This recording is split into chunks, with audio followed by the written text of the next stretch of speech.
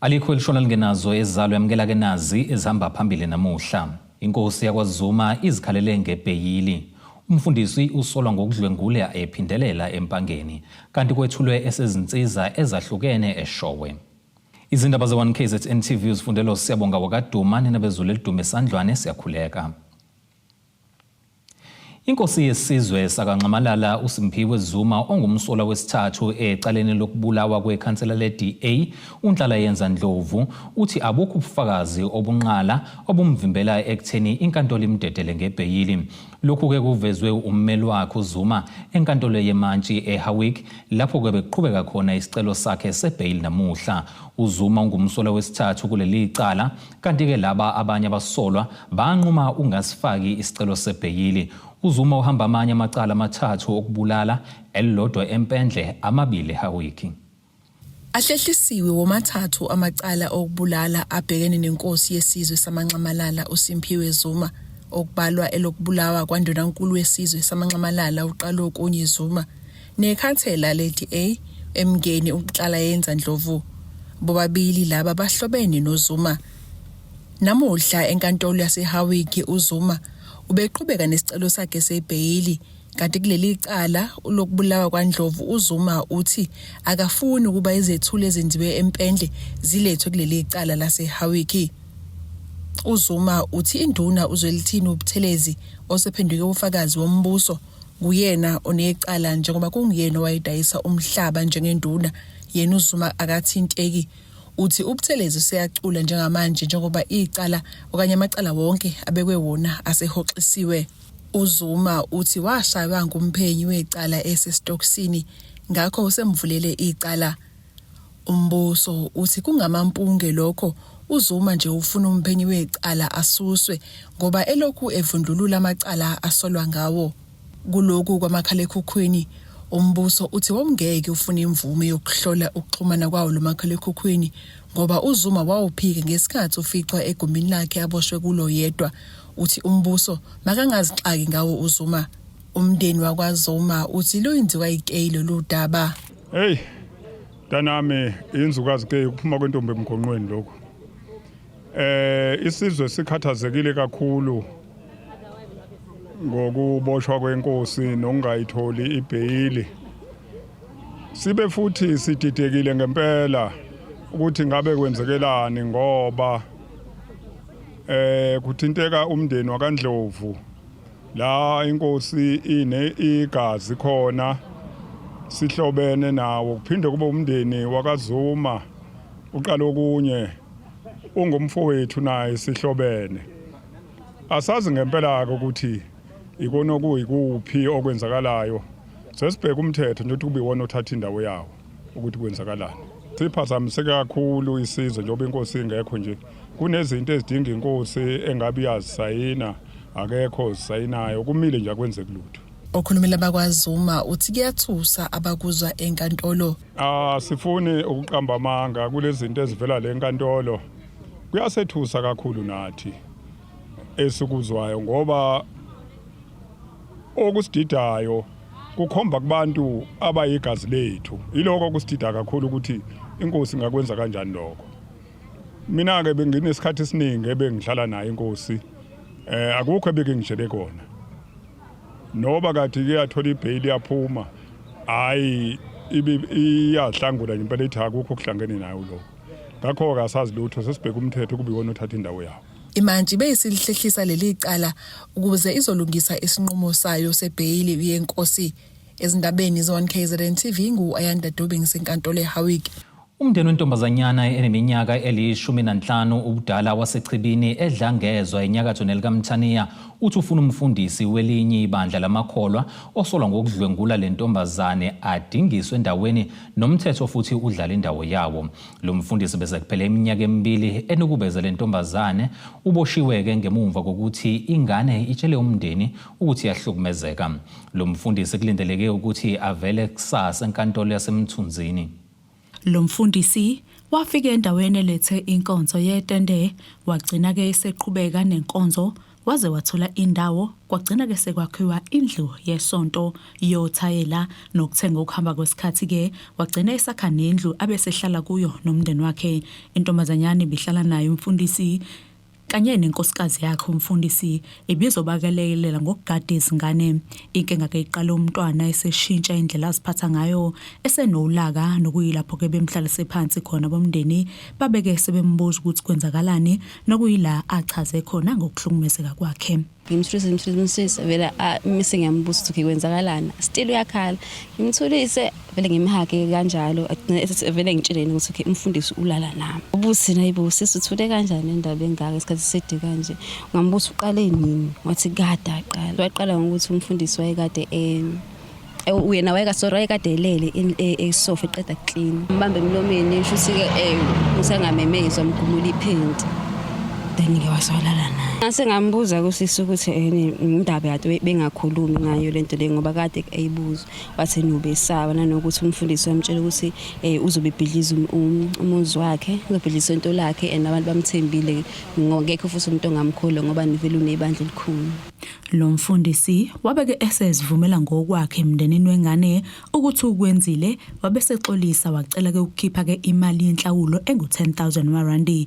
Kwenzeka konke lokhu nje ngenyanga kaMeyi kodwa ke wangaboshwa njengoba ke eze waboshwa ngesonto ledlule sekungenelele amanye amalungu ebandla nomakhelwane kanye ke nosonhlala kahle. Kahle kakhulu isenzo sikamfundisi okubi ulakho konke ukuthi unkosikazi amfundisi uyamvikela ekubeni umfundisi wenza kuba kwengane wayini ubezile ingane isishilo bambiza ifamily wayivumela ukuthi ingane wayini ukubeza kodwa ucela ukuhlawula ngo10,000 qala ke sisukumela ke indaba safaka amaphoyisa safaka ama social worker noma sesila ku 1 KZN siyacela bakwethu ukuthi abafundisi bezama ukuyiphatha kahle ngoba emphakathini wasematholo njeni besiqala thina echibini kuba nenkonzo kodwa njengamanje silimele kakhulu siyacela nje ukuthi nisilekelele umfundisi kwenziwe ubulungiswa nasenganeni. Ngumama webandla uyaveza ukuthi ingane ayibreakwanga umfundisi kube nayina 14 uyaphinda futhi umama webandla uyaveza ukuthi ingane ayifunela indoda yakhe uyaphinda futhi umama webandla umisa ingane emgwaqeni uyibuza ukuthi lengane lena ngoba ibopha indoda yakhe nje uthi ingane zakhe azondluba. Laba ke bathi sebesabela ukuphepha komndeni amalungu ebandla nomphakathi nabantwana babo njengoba bethi ke ziningi ezinye izigameko ezivelayo njengoba abanye beveza ukuthi bebesaba ukuphumela obala.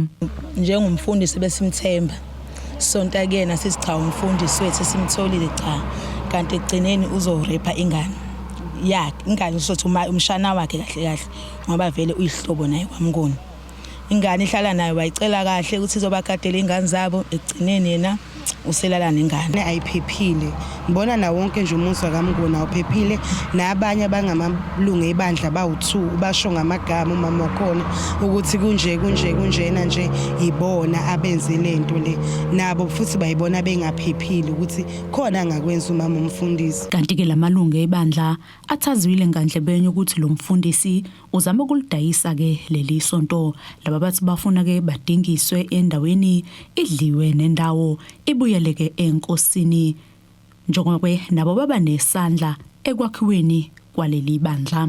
Lo msolwa uzovela enkantolo yasemthunzini kusasa ukufaka isicelo sebheyili. Esidabeni ze1 KZN TV ngingusamkeliswe Nqulunga ngikwadlangezwa. Ungqongqoshe wezemisebenzi yomphakathi inkosi uMzamo Buthelezi uthi kunesidingo esikhulu sokuthi izindawo zasemakhaya zihlinzekwe ngezakhiwo zezinsiza ezahlukahlukene zikahulumeni ukunqanda ukuhamba amabanga amade.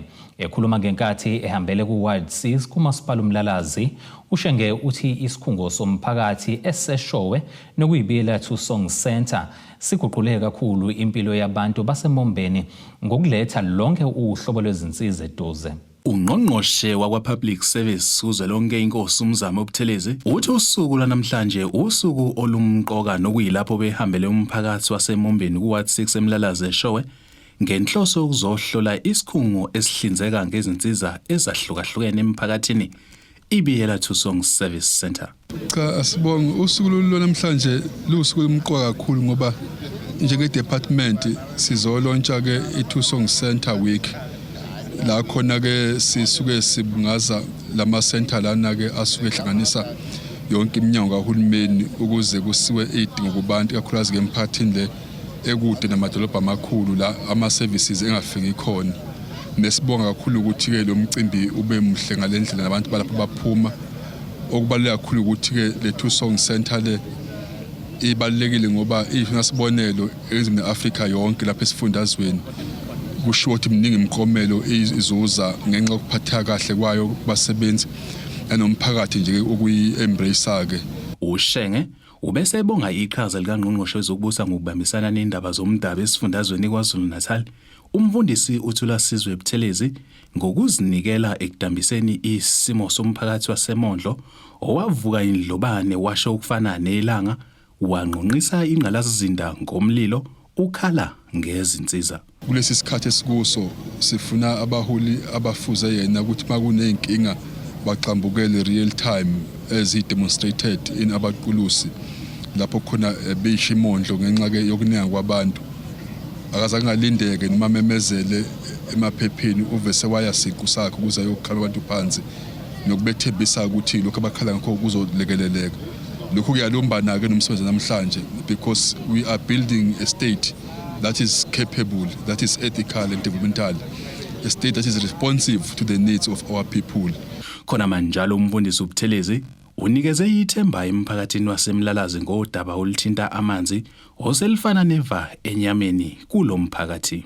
Silapha namhlanje endaweni yaseMombeni ngaphansi kwenkosi uBiyela eMlalazi ngaphansi kwesifunda iKing Cetshwayo lapho besizobungaza khona umsebenzi omkhulu obuzohlolwa uNgqongqoshe wezokuphathwa kahulumeni kuzwelonke inkosi uEM Buthelezi okuwumsebenzi lapho bezohlola ukuthi iminyango kahulumeni isebenza ngokuyikho yini, imphakathi iyalithola yini usizo eminyangweni yakahulumeni, ukuxhumana phakathi kweminyango kahulumeni nomphakathi kuhamba kanjani.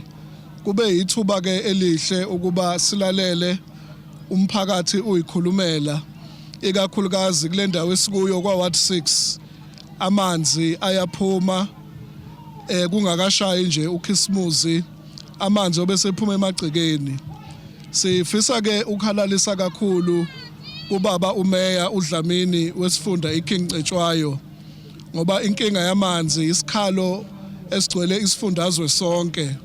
Kodwa sibona lapha eKing Cetshwayo bethatha amagxathu abambekayo ukuthi amanzi aphume emphakathini. Esindabeni ze1 KZN TV nginguphiwe Mthembu eMlalazi eShowe. Bazolibika kwikomiti lezempilo eParliament lakuleli olwezinkinga esibhedlela inkosi Albert Luthuli eThekwini lokhu kwekuvele ngesikhathi amalungu eqembu eMK Party Labour Desk enkanise ngaphandle kwalesibhedlela lapho abezofuna izimpendulo ngodaba oluthinta omunye wabaphathi okunezinsolo zokuhlukumeza abasebenzi nokunye okuningi.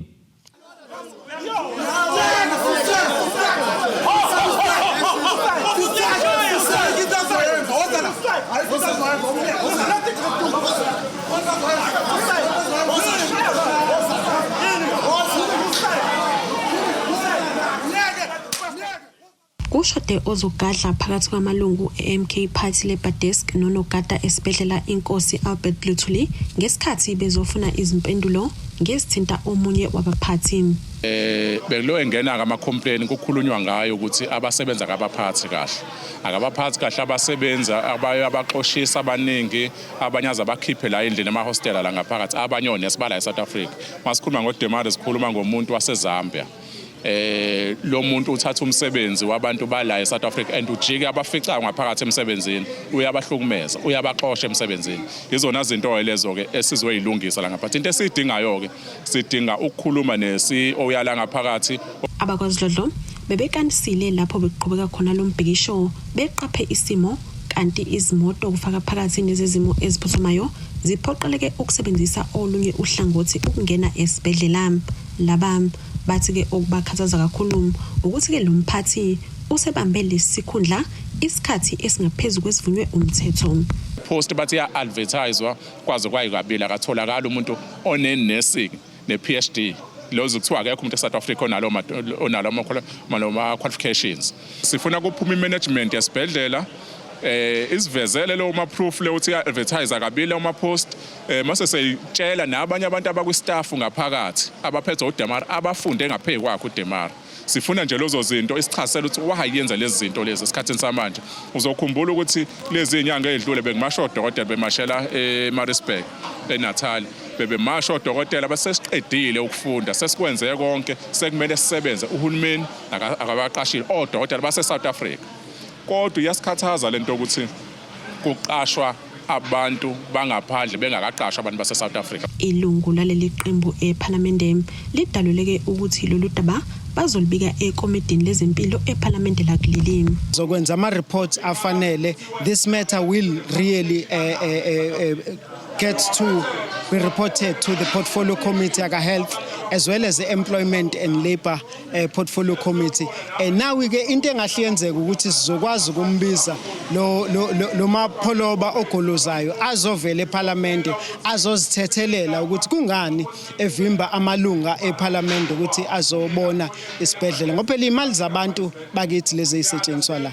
Estatementini esithunyelwe yilomnyango uvezeke ukuthi lezi insolo zinenhlese yezepolitiki futhi ke umphathi okukhulunywa ngaye uneziqu ezifanele kanti wacelwa ukubamba ngemuva kokuba bekhiphe isikhangiso izikhawu ezimbili ngeshwa bangamthola ofanele.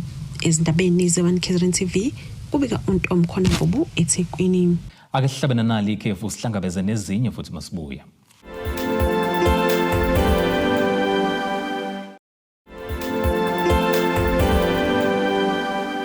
Ake sikubingelele siphinde sikwamukele ukuthi ke usanda kubukela izindaba zethu nazi ihloko ezihamba phambili namhlanje. Inkosi yakwaZuma izikhalele ngebheyili.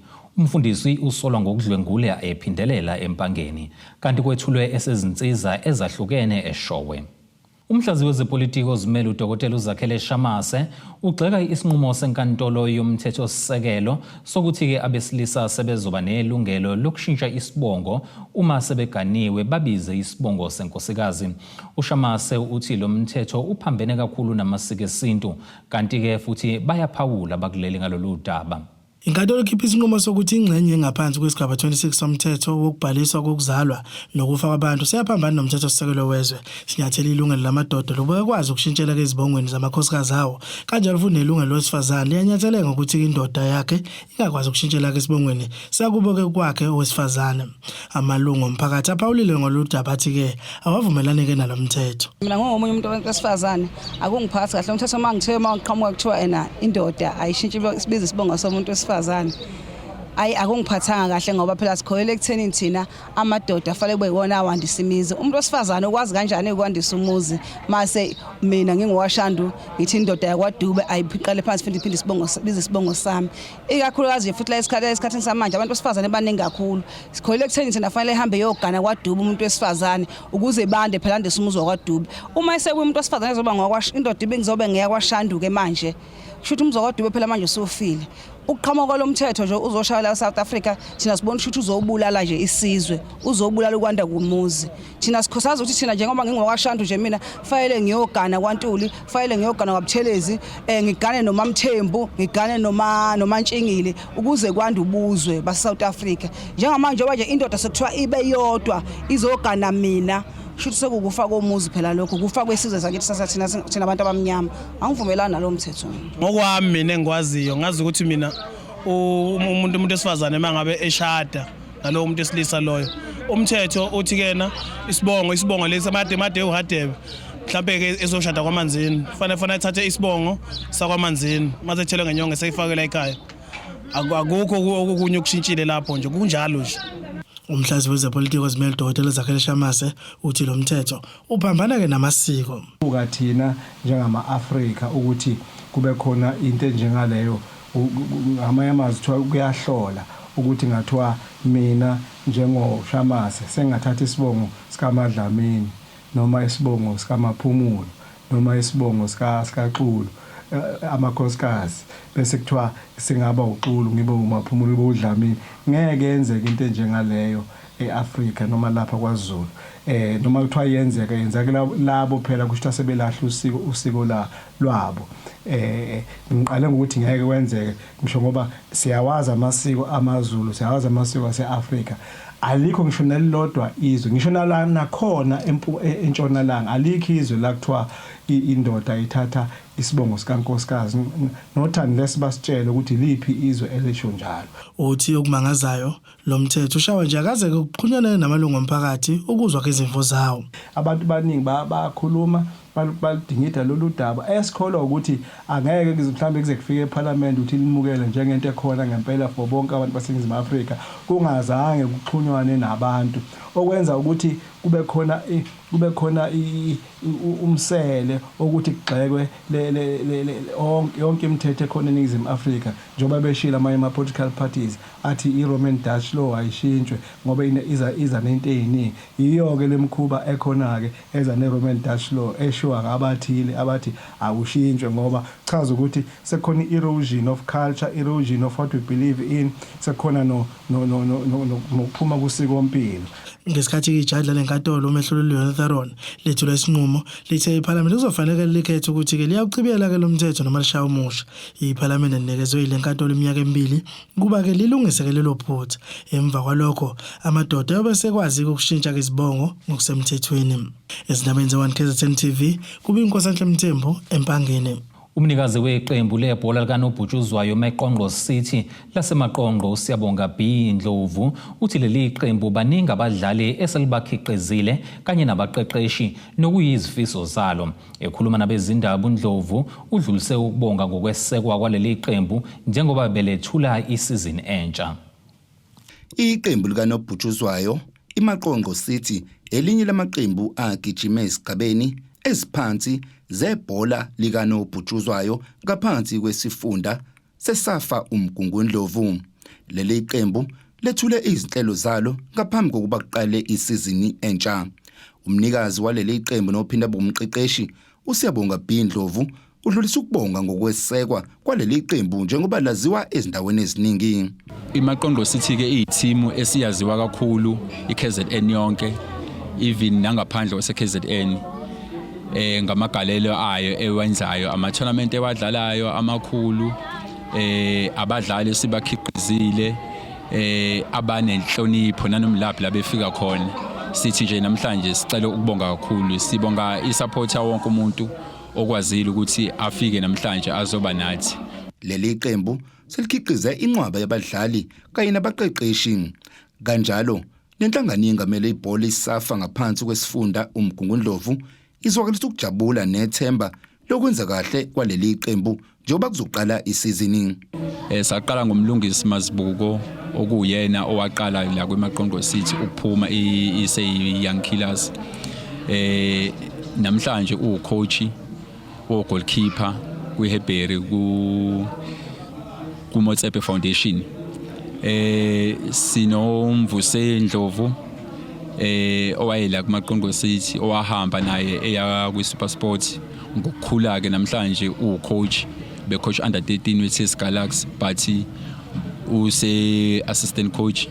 Mgungundlovu enye region enkulu eKZN ukuthi ithuthukise ibhola ngoba sesine team eNFD okuyi Midlands Wanderers nama team awu3 akumotsepe esithemba kunesizini ezayo iMaqonqo izobe iyiphathi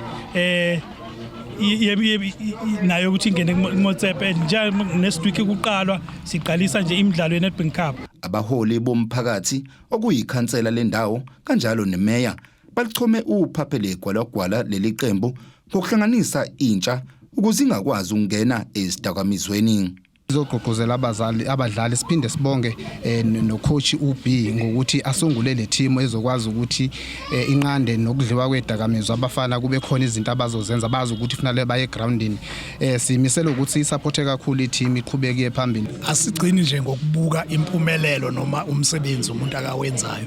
Sibheka ukuthi unomthelela ongakanani emphakathini. Siubona umsebenzi owenziwa ucoach uB unomthelela omkhulu ekwakheni isizwe ngokuqeqesha abantwana abasebancane ubabeke kuleli zinga esifisa bebekulona. Umculo nomdansi ezinye zezinto bezihamba phambili kubantu abethamele lo mcimbi endaweni yaseMaqonqo. Izindabeni ze-1KZN TV bikuThabani Maphumulo eMaqonqo. Ake siphinde futhi sihlabena nalo elinye ikhefu sihlangabeza nezinye masibuya.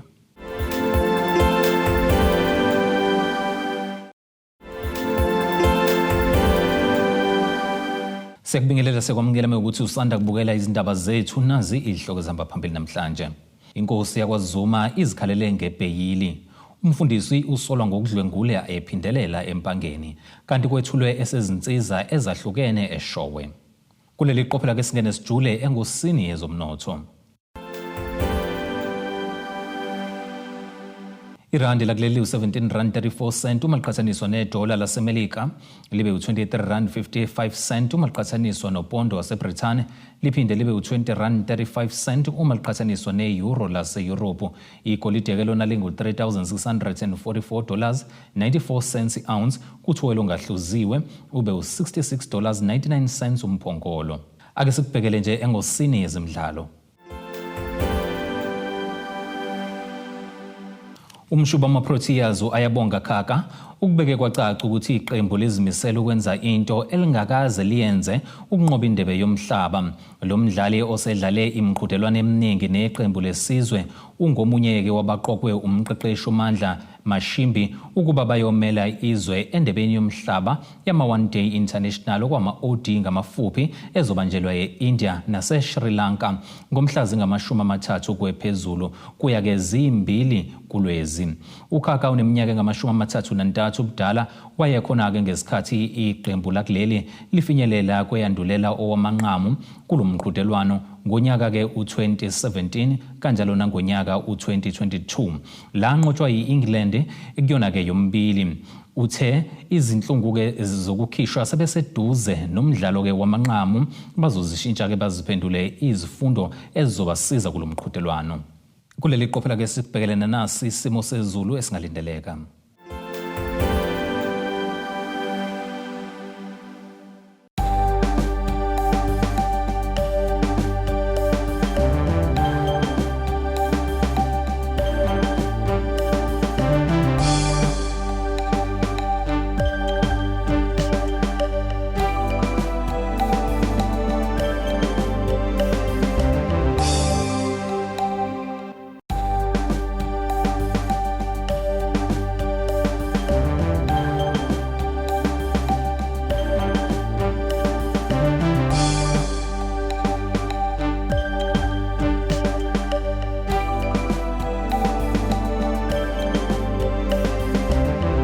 Zulomnyama undlela zimhlophe ngeziguqisa-ke bese kuphathele zona namhlanje sihlangabeze futhi noma kanjani kusasa ngesikhathi esifanayo.